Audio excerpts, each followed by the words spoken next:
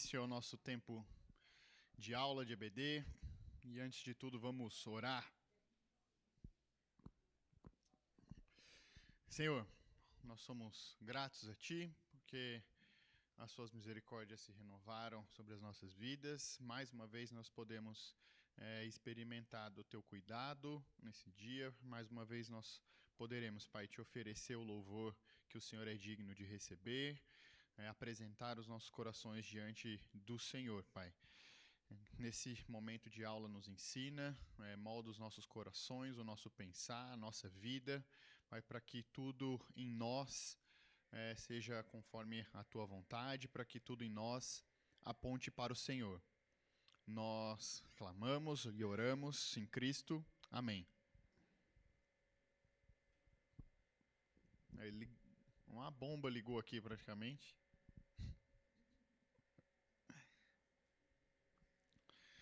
Bom, vamos continuar a nossa aula. E fiquei sem o pointer. Tá aqui embaixo?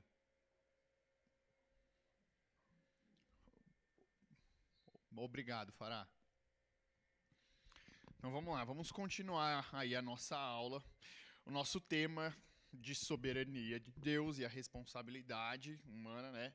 Vocês devem se recordar que semana passada nós só estabelecemos, só conversamos sobre o que é a soberania de Deus. O que é dizer que Deus é soberano?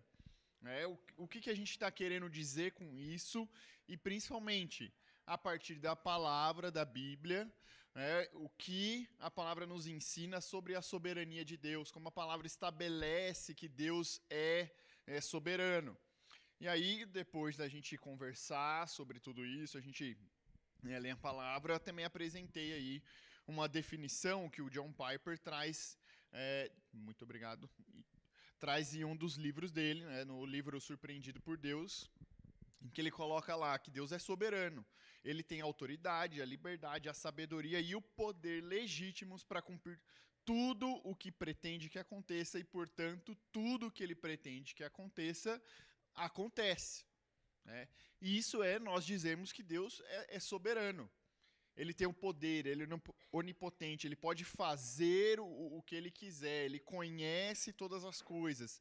Nada escapa ao conhecimento, ao domínio do nosso Deus. Ele é supremo sobre todas as coisas.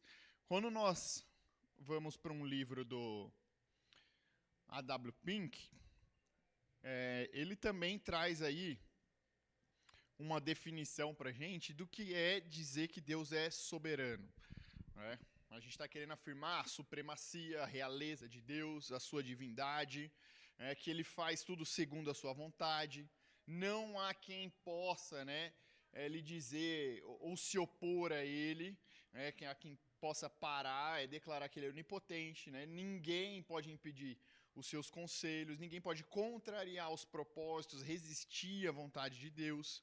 Declarar que ele governa todas as nações, de que o nosso Deus ele é o único soberano, o Rei dos reis e Senhor dos senhores. Nós falamos de um Deus supremo, que está acima de todas as coisas. E não só está acima, mas ele tem o domínio sobre todas as coisas. Ele estabeleceu o seu domínio sobre todas as coisas. Ora, vamos lá. Se vocês concordam com a frase aí que eu vou apresentar para vocês também. Esse é um teólogo, Don Haddleton. Não sei se eu pronunciei certo, mas num artigo que ele escreve, A Soberana Vontade de Deus, ele coloca o seguinte: nada em nossa vida é acidente, incidente ou coincidência. Quem concorda com essa frase aí? Levanta a mão. Vamos lá. Quem não concorda? Tá, então tem só os que se abstêm. Tem os que concordam e os que se absteram ali de votar. Essa é uma frase em que ele justamente está escrevendo sobre sofrimento e as pessoas lidarem com com as dificuldades nas nossas vidas, e como a gente tem que entender que faz parte da vontade de Deus. Isso é difícil da gente conciliar. E aí, em determinado ponto, ele coloca: nada na nossa vida é acidente, incidente, coincidência, porque faz parte da vontade soberana de Deus. Essa colocação, essa afirmação, é uma coisa difícil da gente compreender, difícil da gente abraçar, da gente ali absorver, né? E é justamente uma afirmação que, ao invés de nos ajudar a estabelecer ali a soberania de Deus sobre a nossa vida, faz a gente começar a se perguntar: não, ele é soberano mesmo? Porque se ele fosse, esse acidente teria acontecido. Esse infortúnio aqui, esse deserto, essa tribulação que eu estou enfrentando, isso de fato ocorreria se Deus fosse soberano e amoroso, soberano e zeloso ali com a vida dos seus filhos, né? Como é uma afirmação difícil, faz com que as pessoas se questionem quando se deparam. Fazer uma afirmação dessa ou é um coração muito convicto, cheio de fé, um coração que entende ali, né, biblicamente, a soberania de Deus, um coração cuja fé também está saudável, sólida, porque senão, justamente, a pessoa começa a se perguntar. E é justamente porque as pessoas começam a se perguntar sobre a soberania de Deus, se Deus de fato domina sobre todas as coisas, se Deus de fato tem controle sobre todas as circunstâncias, se nada de fato escapa ao poder de Deus, que as pessoas começaram a apresentar interpretações teológicas ou abordagens teológicas sobre a soberania de Deus, né? As pessoas se perguntam: Deus controla tudo? Todos os eventos são predeterminados? Se está tudo predeterminado, então qual que é a minha responsabilidade, né? E como eu enxergo a soberania de Deus? Coloca a gente diante dessa questão e nos leva aí a observar, a entender como as pessoas, ou como tem sido apresentada, ensinada a soberania de Deus nos diversos aí ambientes teológicos ou nas diversas igrejas. Por quê? Apesar da gente estar aqui e nós temos apresentado uma perspectiva bíblica da soberania de Deus, não é essa mesma perspectiva que todos têm. E como não é a mesma perspectiva que todos têm, a gente vai olhar e entender um pouco da perspectiva que as outras pessoas têm sobre a soberania de Deus, para que o nosso coração se mantenha alinhado com a palavra, que a nossa mente, o nosso conhecimento se mantenha alinhado com a palavra, e para que a gente também possa saber quando a gente está entrando numa zona perigosa. Às vezes o nosso próprio coração, o nosso próprio entendimento, ele percebe as coisas ou decidiu enxergar as coisas de uma maneira que acaba se afastando ou distorcendo um pouco o ensinamento bíblico, a perspectiva bíblica, o que a palavra aponta sobre o nosso Deus supremo e soberano. Então, quais são aí as perspectivas que a gente encontra sobre a soberania de Deus? São 4, nem são muitas, bem simples. A gente tem o teísmo clássico, o teísmo aberto, o teísmo processual e o molinismo. Alguém já ouviu falar de alguma dessas? Alguém já ouviu falar do teísmo aberto? Ou teísmo processual? Molinismo, então, é mais difícil ainda, né? Mas, mas a gente tem essas perspectivas sobre a soberania de Deus. Vamos entender o que cada uma delas, para qual lado, para qual caminho cada uma delas aponta e qual, obviamente, a gente vai chegar a essa conclusão, qual é a perspectiva bíblica, fiel às escrituras, né, fiel à palavra. Bom, o primeiro, aí, o teísmo clássico. Clássico porque era o comum, o natural, antigo ali, esse entendimento sobre a soberania de Deus. A afirmação de que a soberania de Deus ela é absoluta, é total, o domínio de Deus é total, nada escapa. E um dos textos que ajuda a ir, né, para esse caminho, ter esse entendimento, é um texto que nós lemos na semana passada de Isaías 46, né? Eu sou Deus e não há nenhum outro, eu sou Deus e não há nenhum outro como eu, desde o princípio faço conhecido o fim, desde os tempos remotos o que ainda virá. Digo, meu propósito ficará de pé e farei tudo o que me agrada. O que eu disse, isso eu farei acontecer. O que planejei, isso farei. Então, Deus, de maneira clara, está apresentando ali ao profeta de que a vontade dele é suprema, vai ser estabelecida. Nada, né, vai escapar ou nada vai acontecer de uma forma que, foi uma falha no plano de Deus. O pecado foi uma falha no plano de Deus. Ele ter que enviar Jesus foi só uma maneira de corrigir a rota ali por conta do pecado. Não. Inclusive não é o ensinamento bíblico.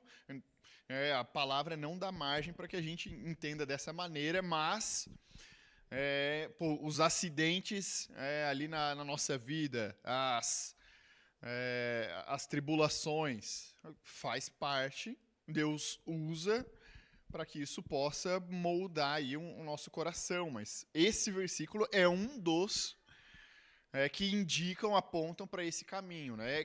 Que fazem parte aí da argumentação bíblica do que é o teísmo clássico, afirmar que a soberania de Deus é absoluta, né? Nada escapa à soberania de Deus.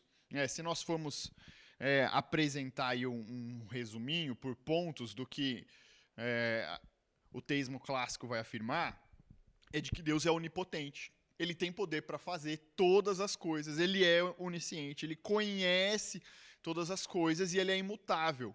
O propósito dele, o seu plano, não muda.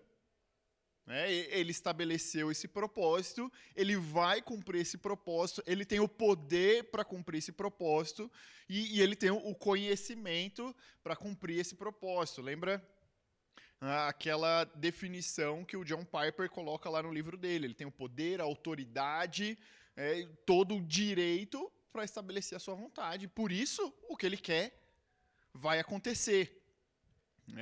O teísmo clássico ele vai conduzir a gente para o caminho de que nada acontece fora da vontade de Deus, seja da vontade decretiva ou da vontade permissiva de Deus. Seja Deus estabelecendo com o seu decreto,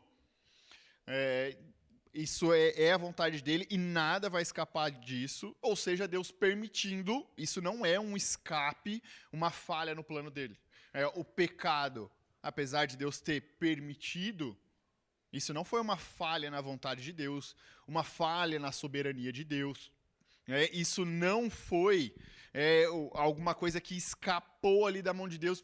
Putz, o homem pecou. Ixi, vou ter que corrigir agora. Não.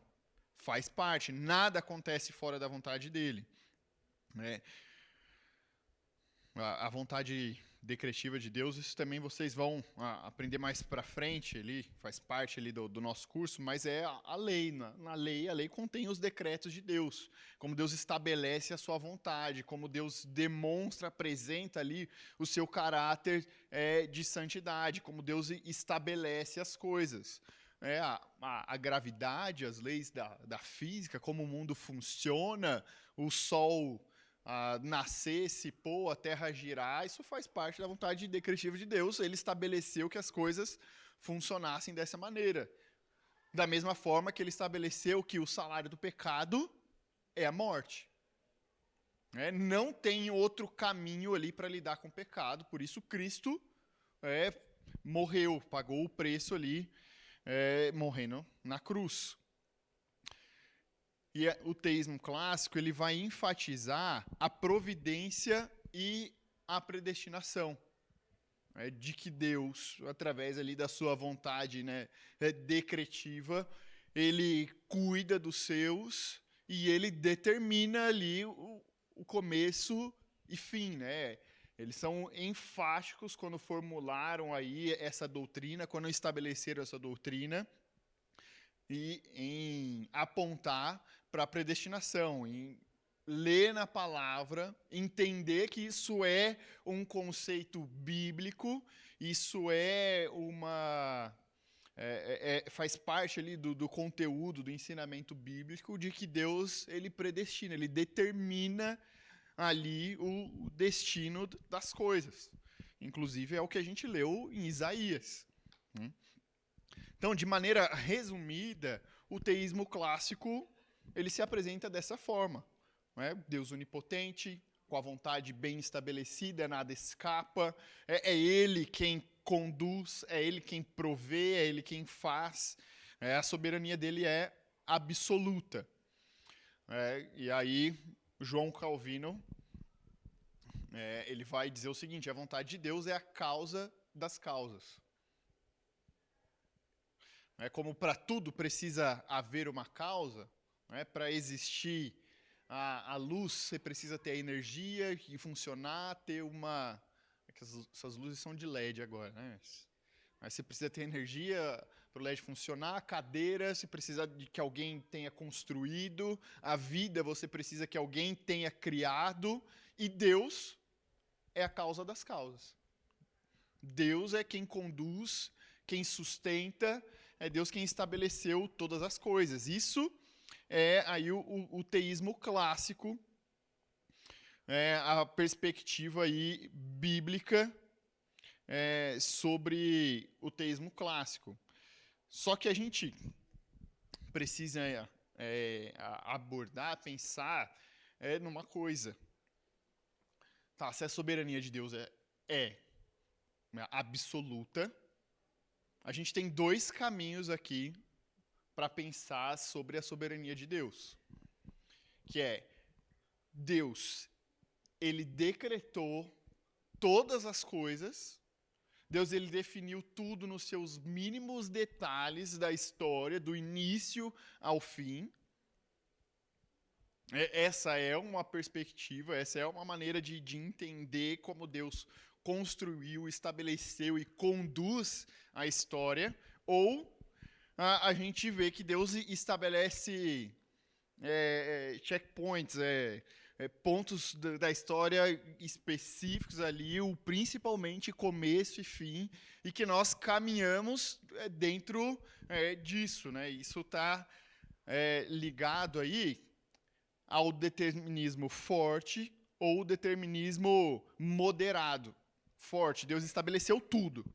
A roupa que você está usando, Deus escreveu que você estaria se vestindo hoje, no dia 27 de abril de 2025, dessa maneira, e isso tudo aconteceria na sua vida, dessa maneira, nesse ritmo, tudo iria dessa forma. Ou a gente tem o determinismo moderado, que... Não, Deus estabeleceu começo e fim e a gente circula dentro do plano, do propósito, da sua vontade, ali a nossa vida, caminha com a nossa vida. O determinismo forte é ali, Deus decretou cada detalhe absolutamente, não apenas grandes eventos, mas também cada ação, cada escolha, cada movimento. E aí a gente tem o exemplo lá de Mateus 10, 29, onde O que Jesus ele vai... O que Jesus vai dizer aqui, ensinar para os discípulos. Mateus 10, 29, está escrito o seguinte: não se vendem 2 pardais por uma moedinha, contudo, nenhum deles cai no chão sem o consentimento do Pai de vocês. Então, até o pardal ali cair, isso está escrito, está determinado. Deus colocou que a história ocorreria dessa maneira. Ou a gente tem o determinismo aí moderado.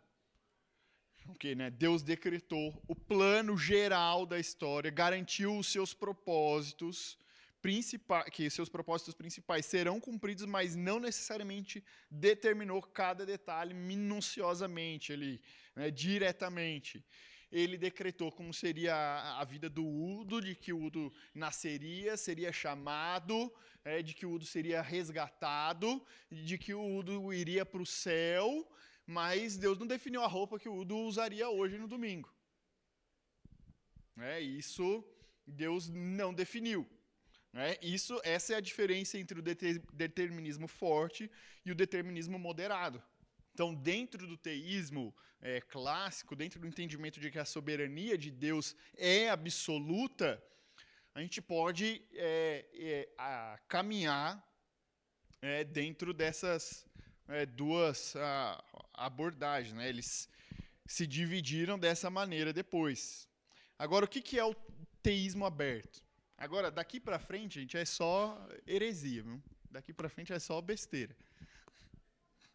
Mas vamos entender aí, porque tem se tornado comum, tem ganhado aí proporção nos discursos e nas mensagens, nas pregações dentro da igreja, inclusive nomes que eram consideravelmente relevantes no meio evangélico, eles vão para esse lado. O que é o teísmo aberto? Qual é a base bíblica aí que eles vão usar para ir para esse lado? Primeiro que o teísmo aberto ele vai dizer que a soberania de Deus é parcial. Não é total, não é completa. Deus é soberano às vezes. A começar por aí, eles vão pegar versículos como no Gênesis 6:6. Então arrependeu-se o Senhor de haver feito o homem. Então Deus ele se arrependeu. Então se Deus se arrependeu, quer dizer que o plano não deu certo. Se o plano não deu certo, a soberania dele não é tão absoluta assim, é questionável, é duvidável, tem falha nesse plano. Lá em Êxodo 32, então o Senhor arrependeu-se do mal que dissera que havia de fazer com o seu povo. Deus ia tratar com o povo de uma maneira e se arrependeu. Então, cara, a abordagem ali, o Deus está mudando. Então, peraí, não é tudo tão certinho assim. Eles vão pegar dessas passagens que, sim, a gente usa de um sentimento humano, tanto para descrever ali o que Deus está pensando, quanto para que a gente entenda que a maneira de Deus tratar mudou. Lembra que o arrependimento é a nossa mudança de rota, né? A gente está caminhando por um sentido, nos arrependemos do nosso pecado, o pecado ficou para lá, a gente está mudando de rota em direção à cruz. O tratamento de Deus para com o homem mudou. O tratamento de Deus para com o povo mudou. O seu propósito não mudou. O povo não deixou de ser povo, o homem não deixou de ser criatura. Deus se entristece e muda o tratar com eles. Mas eles usam dessas passagens para querer plantar falhas na soberania, na vontade de Deus. Além disso, por exemplo, o texto de Jeremias, eles vão dizer, não, tá vendo? Deus ele vai tratar dependendo do homem, dependendo da criatura, dependendo do comportamento da criatura de uma maneira, e se for de outra, ele vai lidar de outra forma. Isso quer dizer que Deus está esperando uma resposta para saber o que ele vai fazer. Então, a soberania dele, Deus ter determinado tudo, não, ele não sabe. Então ele vai esperar saber se o guarizo ele vai virar à direita ou à esquerda para então ele lidar com a vida dele. É por esse caminho que o teísmo aberto ele vai ir. Ele vai apontar que Deus está esperando as coisas acontecerem para ele poder lidar. Deus ele está esperando e ele não conhece, não sabe o mal que vai acontecer. Não sabe, não tem entendimento ali dos infortúnios que vão acontecer na terra, na sua vida, ele não tem conhecimento. Então ele tem que esperar acontecer para ele poder lidar. Ele não sabe o que vai acontecer na terra. Ele não sabe dos terremotos, dos tsunamis. Por isso acontecem. Então Deus ele não tem controle. Ele pode ter o poder para lidar com essas coisas, mas ele não tem o conhecimento para lidar com essas coisas. E aí, o que o teísmo aberto ele vai dizer? Aqueles de maneira moderada, aí vão lá, não, Deus escolheu limitar o conhecimento dele para permitir liberdade genuína às criaturas. Porque isso seria um Deus bom. Isso, de fato, seria um Deus justo. Ele vai se autorrecolher, limitar, para não interferir na nossa vida. Então, ele não quer conhecer a nossa escolha, ele quer deixar rolar. Deixa como é que tá, para ver como é que fica, depois eu vou lidando, ajudo aqui, dou uma outra ajuda ali, lido com essa e com aquela situação. Então, o teísmo aberto ele vai entender dessa forma e ele vai afirmar aí também que o futuro é parcialmente aberto, já que Deus se autolimitou, até ser realizado pelas decisões humanas.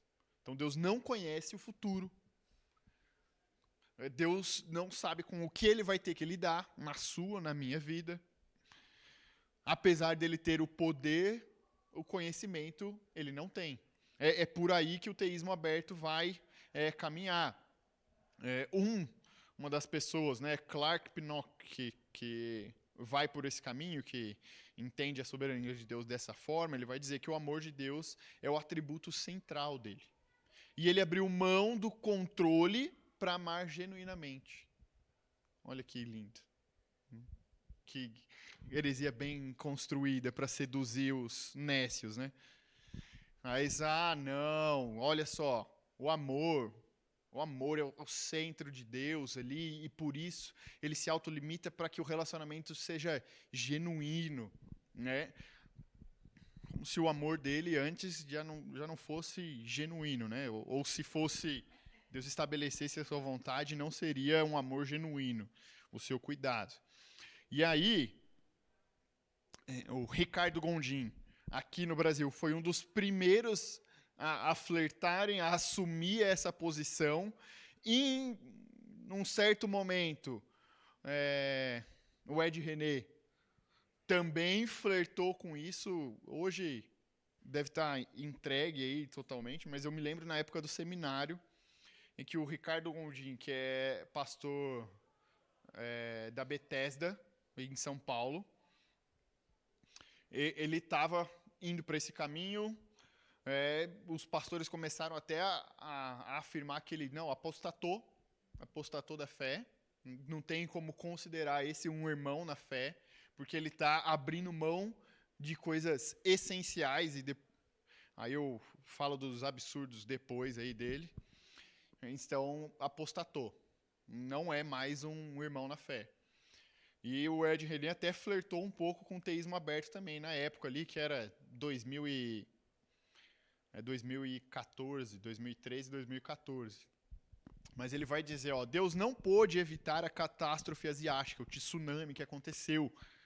né? O Deus da Bíblia soberanamente criou o universo, mas ao formar mulheres e homens, abriu mão da sua soberania para estabelecer relacionamentos verdadeiros.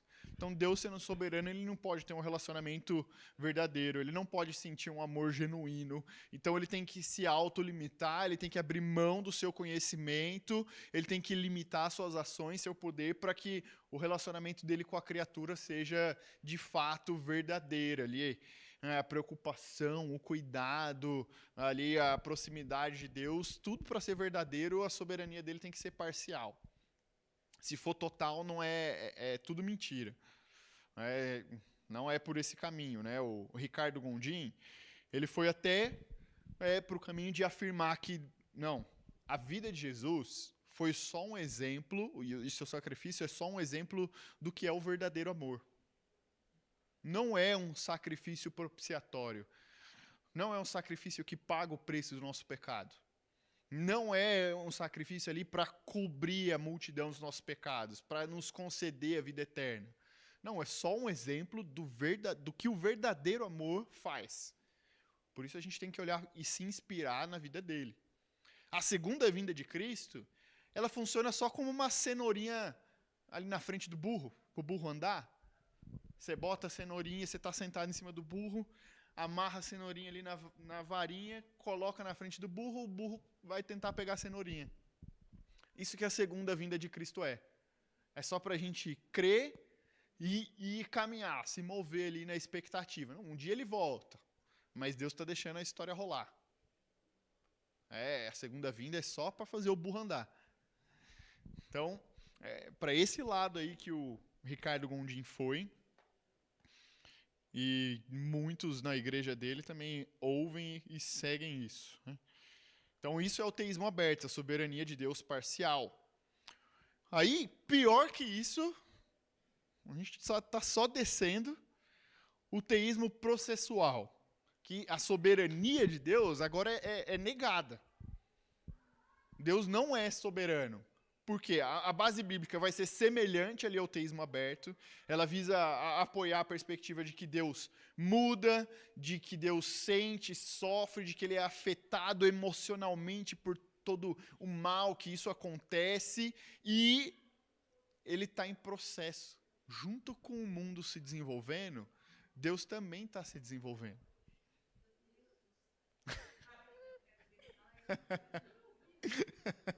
Mas quando a gente fala do teísmo processual, eles estão falando que Deus não está pronto. Deus está no forninho ainda. Exatamente. Por isso não dá para a gente considerar ali como irmão na fé, né? Mas o teísmo processual está negando a soberania de Deus. Não existe soberania de Deus. Ele não tem domínio sobre as coisas. Porque ele está se desenvolvendo conforme o tempo passa, conforme a história se desenrola, conforme as coisas acontecem, Deus está aprendendo. Deus está passando por um processo.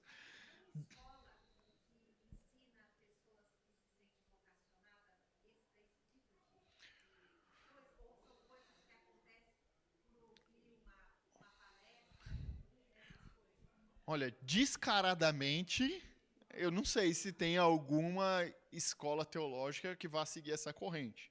Mas escolas liberais, o teísmo aberto, ela tem sido ensinado, sim. O teísmo aberto se torna ali uma abordagem, uma forma deles entenderem.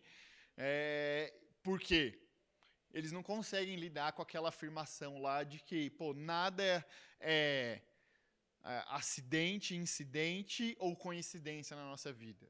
Não, isso é forte demais. Deus não deixaria isso acontecer. Então, Deus está no controle? Então peraí. Deus não está no controle. Deus ele se autolimitou. Né? Existem alguns furos no plano aqui. Por que tem esses furos? Porque Deus ele quis se relacionar de maneira genuína e se autolimitou para isso. Então, não tenho.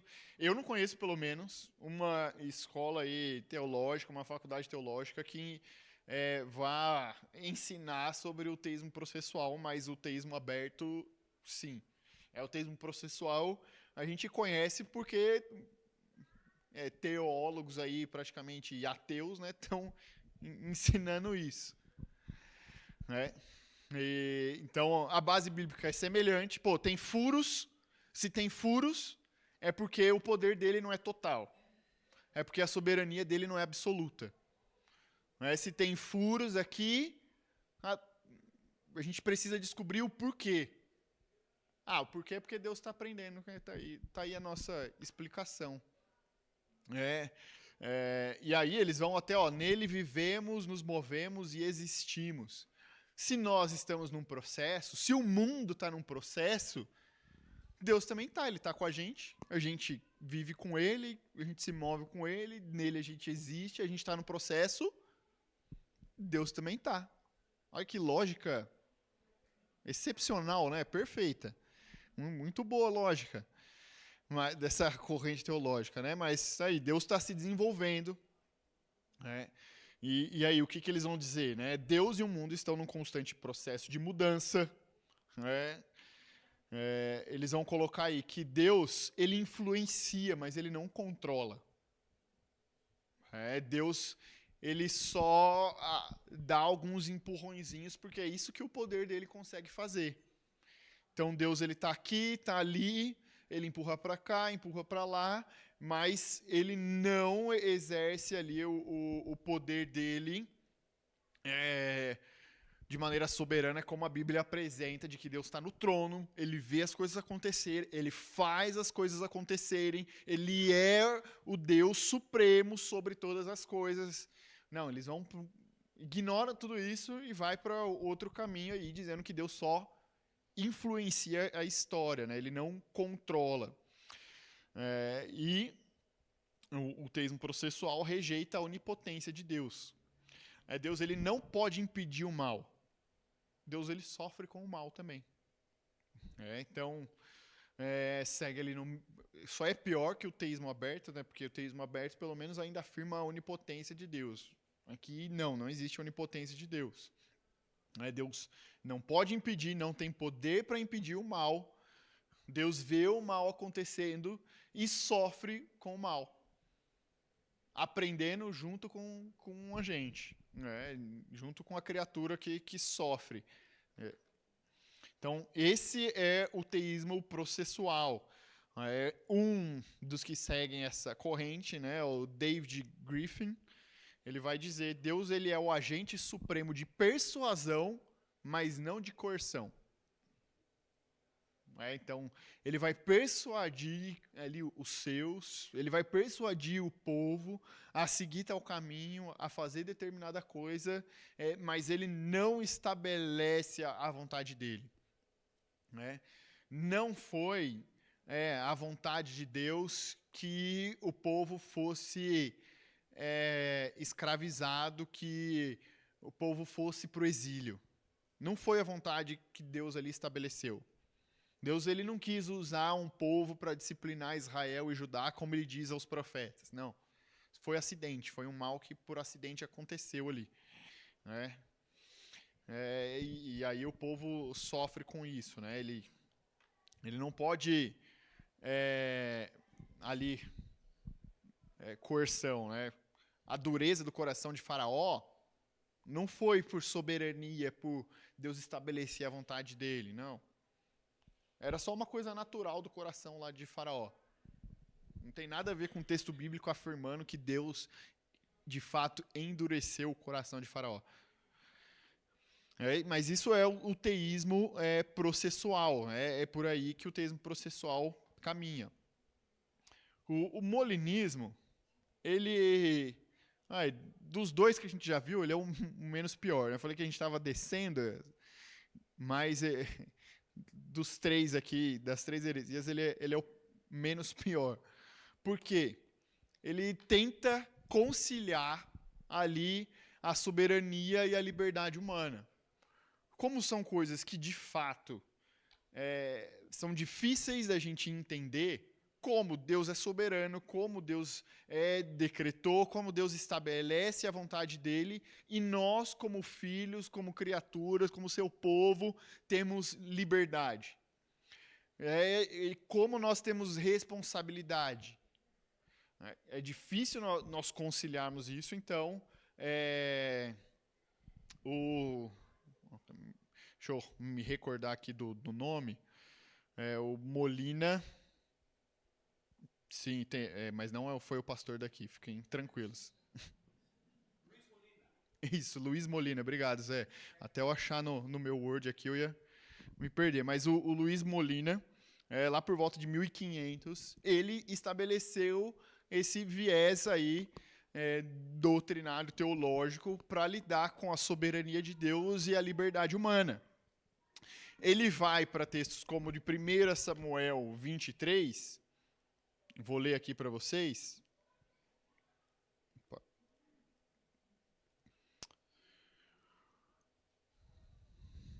Onde está escrito o seguinte: então orou, Davi orando a Deus, né? Ó Senhor, Deus de Israel, este teu servo ouviu claramente que Saul planeja vir a Keila e destruir a cidade por causa dele. Será que os cidadãos de Keila me entregarão a ele? Saul virá de fato conforme teu servo ouviu? Ó Senhor, Deus de Israel, responde. E o Senhor diz: ele virá. E Davi novamente perguntou: será que os cidadãos de Keila entregarão a mim e a meus soldados a Saul? E o Senhor respondeu: entregarão. Então Deus conhece hipóteses. Se Davi permanecesse ali, isso é o que iria acontecer. Então, tem a opção de Davi ficar, isso acontecer, tem a opção de Davi sair, e isso não acontecer. É assim que ele vai tentando conciliar. Os que de antemão conheceu, como aí o mais comum de adotar essa perspectiva é quem segue um viés aí arminiano sobre a salvação, né? Os que de antemão conheceu, como Deus saberia que essa pessoa haveria de crer, ele escolheu, ele chamou. Como Deus conhecia a resposta que essa pessoa daria ao chamado de salvação, que ela daria uma resposta positiva, essa pessoa é um salvo, né? Então, os que de antemão conheceu, como Deus soube de antemão, antes das coisas ali, ele também predestinou, ele deu o caminho, determinou o caminho ali dessa pessoa, porque sabia que ela haveria de dar uma resposta positiva. Então, o molinismo, ele vai tentar conciliar essas duas coisas, ele vai olhar para essas passagens e ver que, não, tem... esse é o caminho para a gente tentar encaixar, né? Existe essa possibilidade. O que o molinismo quer conduzir ali a entender, né? Que Deus, ele conhece todas as possibilidades e ele escolhe o mundo em que os seus propósitos serão cumpridos com liberdade humana garantida. Então Deus sabe tudo que vai acontecer, todos os multiversos aí que existem, Deus conhece todos. Mas ele escolheu caminhar por conduzir a história por determinado ali multiverso em que os propósitos dele seriam cumpridos e que enquanto os propósitos dele são cumpridos, o ser humano vive com liberdade, né? Eles levam, o molinismo leva ao extremo ali o determinismo moderado. Enquanto o determinismo moderado coloca lá, Deus determinou o seu propósito, o plano geral, começo e fim, começo, salvação, fim ali, como ele conduziu, mas, como eu disse, Deus não determinou a hora que você ia acordar, se você chegaria atrasado ou não, a roupa que você iria escolher, mas Deus determinou que você seria chamado, salvo, aprenderia, faria parte do corpo de Cristo, e no final vai estar na vida eterna. Dentro disso, a gente circula. O molinismo amplia isso para que o ser humano, de fato, tenha uma liberdade verdadeira. Então, são momentos menores da história, vamos dizer assim, que Deus preserva, quer que a vontade dele seja preservada, estabelecida, o resto corre solto ali para a humanidade ter a sua liberdade.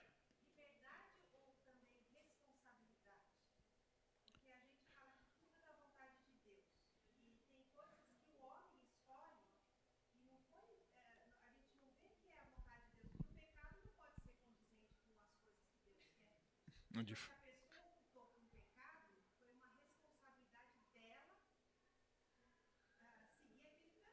Uhum. Deus quis que eu pecasse.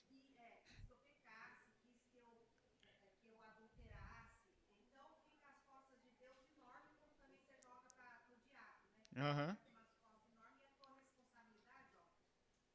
Exato.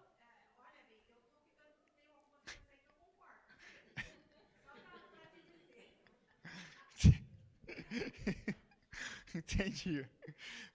Mas de fato, o nosso pecado não é responsabilidade de Deus. O nosso pecado vem do nosso coração, da nossa condição caída, né, da nossa mente corrompida, da inclinação da nossa carne ao pecado. E nós lidarmos com as consequências do nosso pecado é nossa responsabilidade. Porque somos nós que cometemos o pecado, né? Não é Deus que comete o pecado, né? O pecado ele entra lá na vontade permissiva, que isso a gente vai desenvolvendo, os outros professores, né, vão desenvolvendo aí, né, no decorrer desse modo.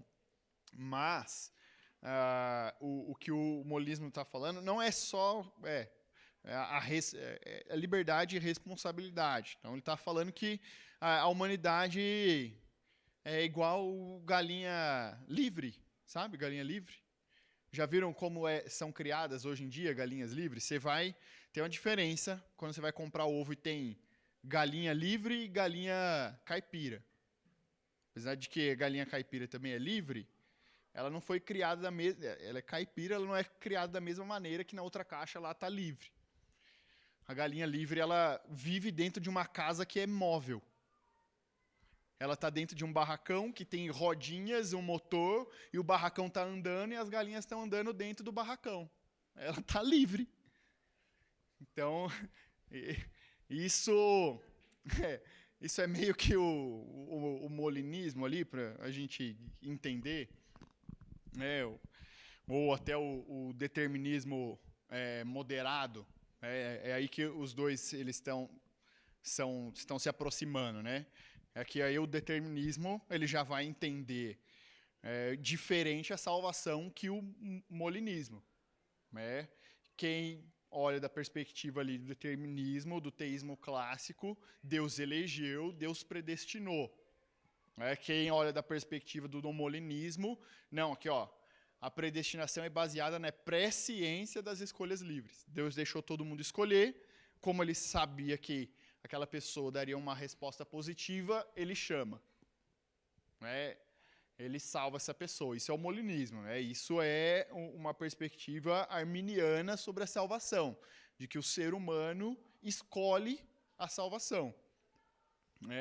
E o determinismo não. Deus elege, Deus resgata, da mesma maneira que Deus paga o preço, ele chama, ele garante, ele conduz, ele sustenta, ele coloca o seu Espírito sobre nós para que o seu Espírito atue, nos constrangendo, nos convencendo do pecado, da justiça e do juízo.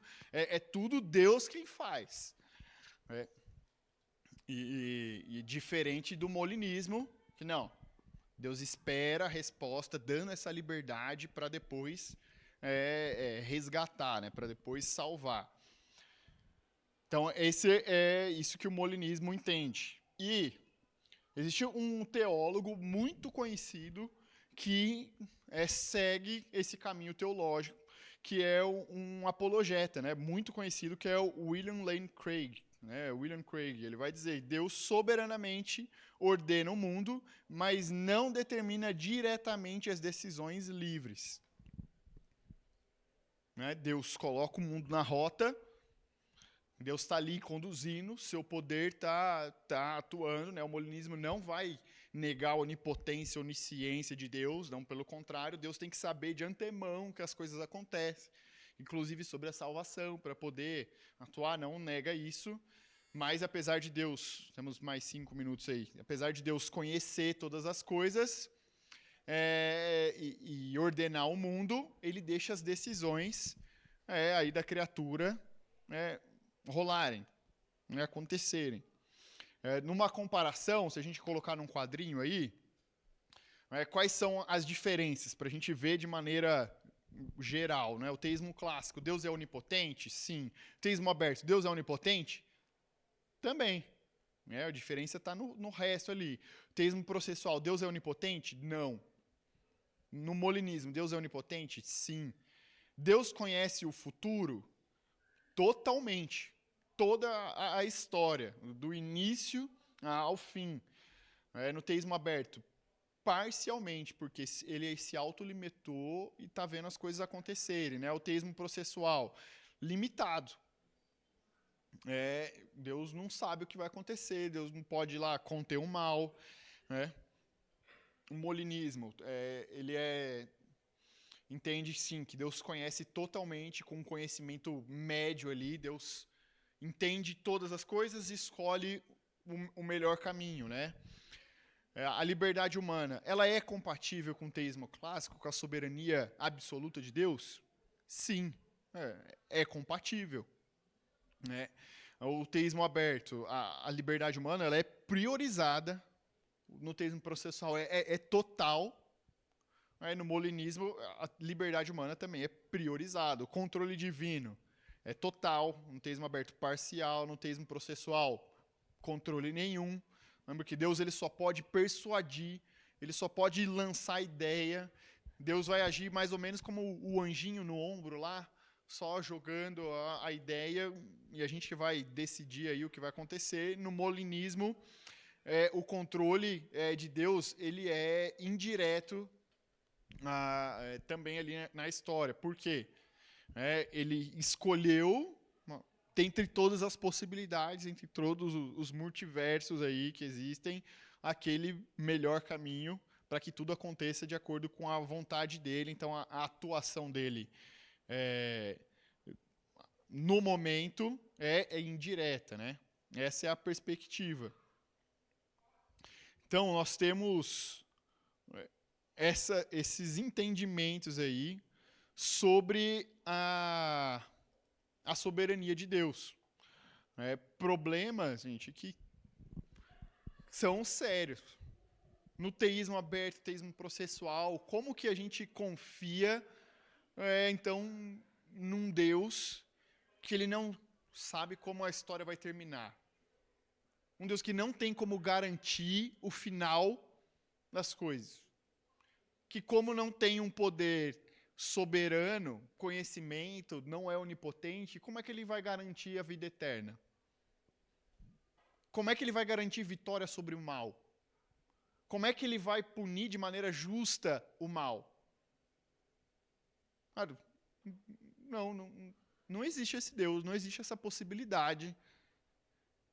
Não existe paz, para mim, no coração de quem enxerga as coisas dessa maneira, porque Deus não pode impedir o mal, Deus não pode converter o mal em bem, Deus não pode ali conter, superar e punir o mal, porque ele não tem poder para isso.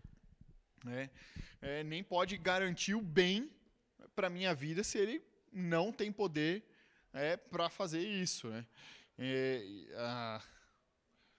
De maneira geral, as implicações aí dessas heresias é de que o ser humano tem liberdade, mas Deus não tem controle. De que Deus é só observador da história, esse Deus distante, que a sua intervenção ela está sujeita à nossa escolha. Né? Eles estão indo mais para um gnosticismo do que para um teísmo, né? Do que para de fato crer em um Deus, não. Dá para falar que é a mesma coisa que uma energia aí que está em todo lugar e conduz as coisas. Deus não é de fato soberano ou imutável, Deus dependente da criatura, e aí Cristo se torna um mero exemplo da plenitude espiritual e harmonia com Deus. E não tem ali não é um sacrifício expiatório, né? A sua obra não é um sacrifício expiatório. Então, acho que está bem claro que a nossa igreja crê, né? É só aquele primeiro ponto lá. O resto você descarta. Mas é como as pessoas, outras igrejas, escolas teológicas aí, faculdades teológicas, têm entendido, ensinado, e é com esses corações com os quais a gente tem que lidar. Enquanto no nosso a gente vive, sim, lidando com a dor, mas podemos viver com segurança, paz, tranquilidade, porque o nosso Deus é soberano, controla, contém o mal, converte o mal em bem, cuida dos seus, tem poder para cuidar dos seus. E eles não têm essa paz, não podem descansar dessa forma. E aí, Sproul ele vai dizer, né, se Deus não é soberano sobre tudo, ele não é soberano sobre nada. Então, se a gente negocia uma parte da soberania de Deus, é a mesma coisa que negociar toda a soberania de Deus. Deus, ele perde o controle. Por isso, as pessoas vão descendo a escada, né? Vai para o molinismo, do molinismo para o teísmo aberto, do teísmo aberto para o processual. E aí, do processual, aí já é praticamente um ateu, né? Um apóstata. Mas essas são as perspectivas, as visões aí teológicas sobre a soberania de Deus. Vamos orar para a gente encerrar? Deus, nós somos gratos pela Tua palavra, nós somos gratos porque a Tua palavra constrange o nosso coração e nos desperta, Pai, para ver a grandeza do Teu poder, para ver a grandeza do Teu cuidado, de como o Senhor conduz a história de maneira soberana. E nós somos gratos, Pai, porque mais uma vez o Senhor nos constrange a olhar, a entender dessa forma. E somos gratos, Pai, porque temos o Senhor, Deus soberano, Deus poderoso, Deus que conhece todas as coisas. Nós temos o Senhor sobre as nossas vidas, sobre a nossa igreja, o Senhor conduzindo as nossas histórias, o Senhor cuidando das nossas vidas, Pai. Nós dependemos do Senhor e lançamos diante de Ti todas as nossas ansiedades, todos os nossos medos, porque podemos confiar no Senhor, Deus que é totalmente poderoso, que é soberano. Então nós oramos gratos ao Senhor e queremos oferecer ao Senhor um culto sincero e um culto do qual o Senhor é digno, Pai. Então, continua ensinando o nosso coração e nos preparando, Pai, para Te refletir de maneira idônea, fiel. Oramos em Cristo. Amém.